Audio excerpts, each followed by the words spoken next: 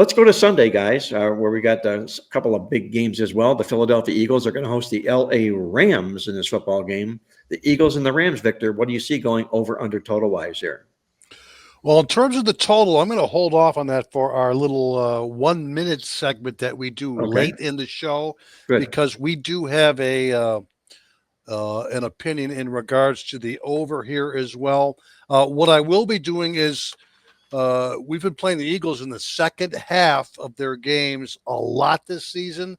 They've been a horrific first quarter team, not a great first half team, but like the Buffalo Bills, they've been a fantastic team in the second half of their games this season. It makes a lot of sense. Um, if you remember, guys, they did play the Rams, the Eagles, earlier this year. I think it was during Thanksgiving weekend when Philadelphia went out to LA. They beat the Rams Yeah. 37-20. I think the Rams got a very, very late touchdown in the game to push the game over the total.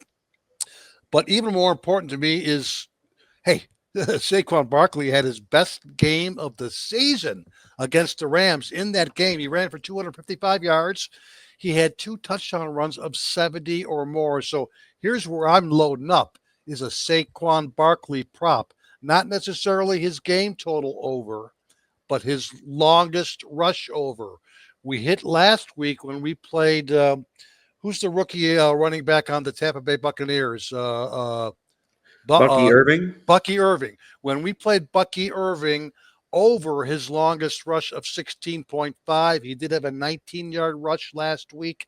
This is the one prop I'm playing in this game, is for Saquon Barkley's longest rush, over 18 and a half yards in this game. Again, you saw what he did against the Rams when he had 2 70-yard touchdown runs in that game. So call it right now, for me, a play on Saquon Barkley, longest rush, over 18 and a half in this game. Heck, he could be getting the ball 30, 35 times.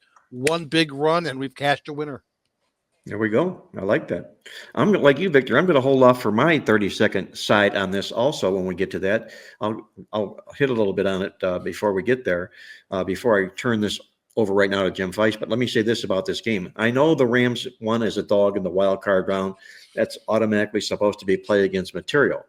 But yet the database is there for to ask questions and the punch and punch and punch until something turns out of it. Well, what turns out of it in this particular football game is major revenge in this football game. And I'm going to explain that in our 30-second or our 60-second review when it comes up here. But Jim, I'm going to turn it over to you. What do you think happens here, Eagles and Rams? Well, I'm a big fan of McVay, Stafford, Puka Nacua, Cup, the running back Williams. I was shocked at the way they didn't look good against Philadelphia the first time they played them. And now I know they don't get a lot of home field in SoFi because it's kind of LA is a funny kind of city. They don't really support the home teams all the time. But that combination of Stafford, I mean, head coach and quarterback combination is something I look for. I don't know. And first of all, let me give out this one play right now. I bet the Rams in the first half. And it kind of goes along with what Victor said in reverse. He's talking about Philadelphia in the second half. I'm going with Rams in the first half because Philadelphia doesn't play usually very well in the first half. They kind of just grind you down. Last week, they didn't do that. They did jump out to a lead. But the question I have is this Hurts issue, the concussion. I don't know if he's really 100%. He didn't look all that sharp to me. He is at times during the season, he hasn't looked all that sharp. They don't depend on him because they have a really strong running game and they have a strong defense. But now, it's really tough to know how good and how healthy he is. I like the Rams. I'd like to be getting 7, but I'm not seeing 7. So I'm probably not going to do anything with the game except play the under.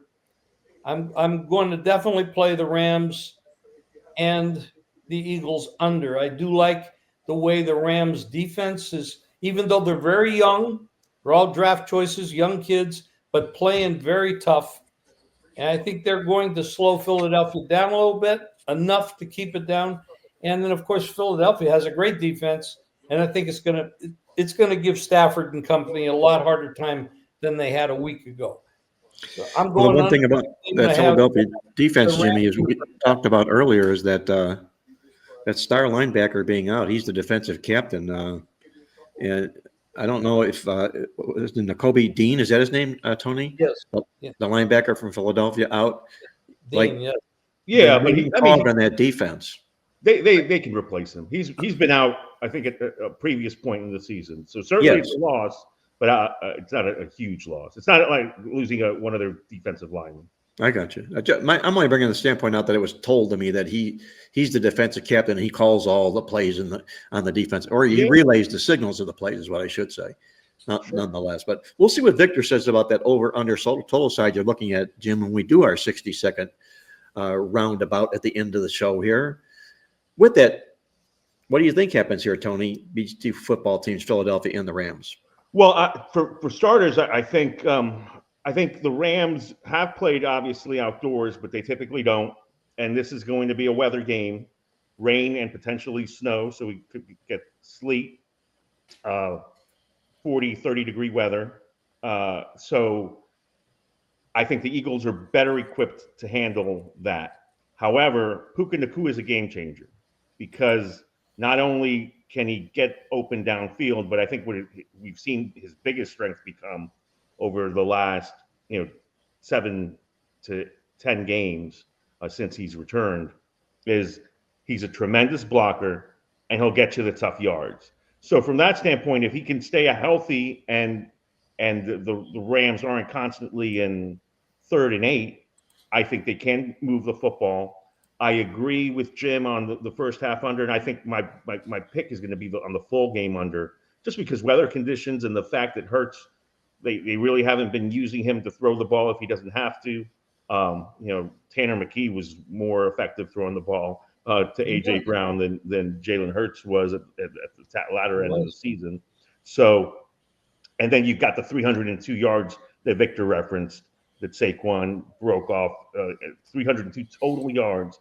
It was 2-something rushing, franchise record, and that has to keep LA sleepless at night as they come cross country to prepare for this monster again, who's now rested with an offensive line that's rested. So I won't back the Rams here. When I looked at it, I thought it was too many points because I think it's a complicated game. I think the Eagles would have fared better against Minnesota. But again, I think Philly advances, probably not touching, laying the points, and definitely like the under, whether it's first half or full game. First half under for Tony Mejia in this football game. Now, Greg, I'm hinting around all show long about a money line play for you. I haven't heard it. But would this be a possibility? We're down to this or nothing as far as I see here, Greg. If you like the Rams, I'm sure you'll be playing the money line here. Do you like the Rams in the game? Yes, this is it. Absolutely. I can see this game going a couple different ways, obviously, in mind, and maybe in a lot of other minds, which is that, and I'm going to go basically not strategy necessarily, what you guys all talked about. The Rams not very good at run defensive team, what happened the first time and all that. But just the emotional impact of the game. And how many times do we see this happening in sports? These stories happen, and we'll probably talk about this with the college football game too, is that you develop storylines, and all of a sudden, there were a lot of people last week were very unsure what was going to happen. And most people thought it was going to be a negative for the Rams, that they had too much going on, and then they got to go to Arizona, and it's just too much, and they're just not going to be able to concentrate on the game. And what happened was the exact opposite, is that they used it as a rallying cry. And you could tell after the game how important it was for them to make sure that their fellow citizens, because that's what they are, it's their neighbors, had something to feel good about.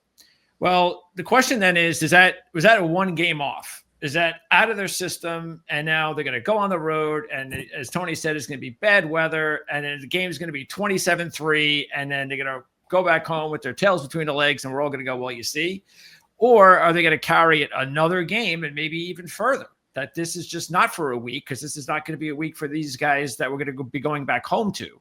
This is going to be something that's going to be around for them for a very long time, and we need to play our hearts out for them. And that's kind of the angle that I'm going to go with, especially because I'm not really, as I've said before, I'm just not really that big of an Eagles guy this year.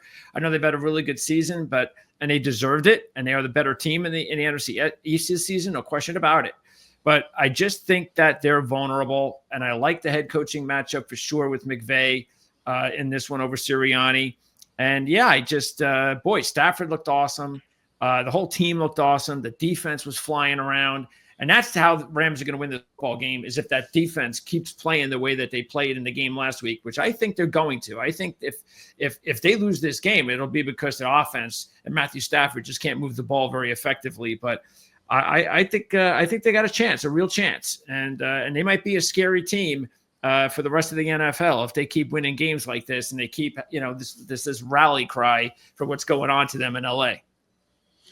That's a good point. They made a comment after the win that they had in Glendale. That was the win for the people in the city of Los Angeles. They didn't let that affect them.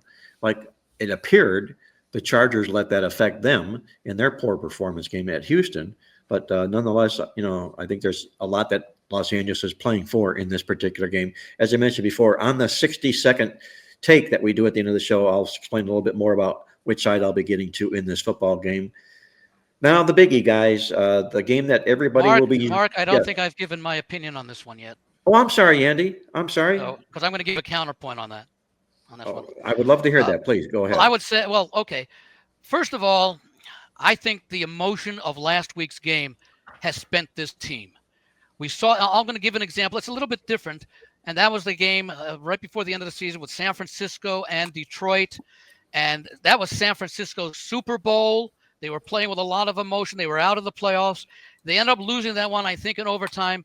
And then the following week, which was week 18, they just didn't show up in Arizona. Now, this is the playoffs, and it's a lot different. But keep in mind, they played that huge emotional game on last week against Minnesota, and now they're back home. They're still dealing with the issues. I can't see them coming out, especially, the game last week was a neutral site game. Crowd was 50-50. I can't see them going across country and coming up with that same emotional, intense effort for 60 minutes that they had last week because of the fact that, number one, they're going to have a limited crowd support there, and number two, it took a lot out of them. But more importantly, additionally, I'm going to take a look here. The Rams, I like the under in this game.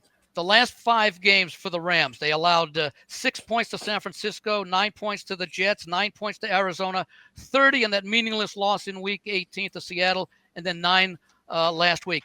At the same time, they also had, in the first 3 of those games, they only produced 12, 19, and 13 points. But the thing for me is the way Philadelphia has played, and we know that defensive improvement all season. The first 4 games of the year, Green Bay, Atlanta, New Orleans, Tampa Bay, they allowed 29, 22, 12, and 33. So that's 4 games. Since then, they have allowed more than 23 points just once, and that was in a loss to 36-33 loss to Washington. This defense has allowed double digits and a few games with single digits.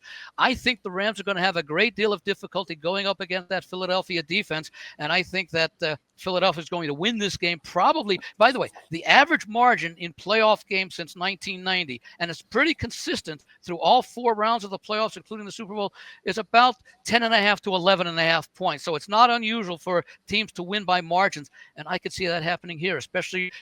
The other thing to keep in mind, this, Mark, you like to talk about mission teams. Philadelphia is a mission team this year after the way they faded in the second half of last year and were blown out in that first game against Tampa Bay. So I'm on Philadelphia in this one, and I wouldn't be surprised if it is one of those, let's say, 27-13 type games. Excellent call, Andy. Good point on your part. Possible letdown here for the Rams in this football game after getting hyped up, geared up, and winning and getting what they wanted last week. Good side on your call there.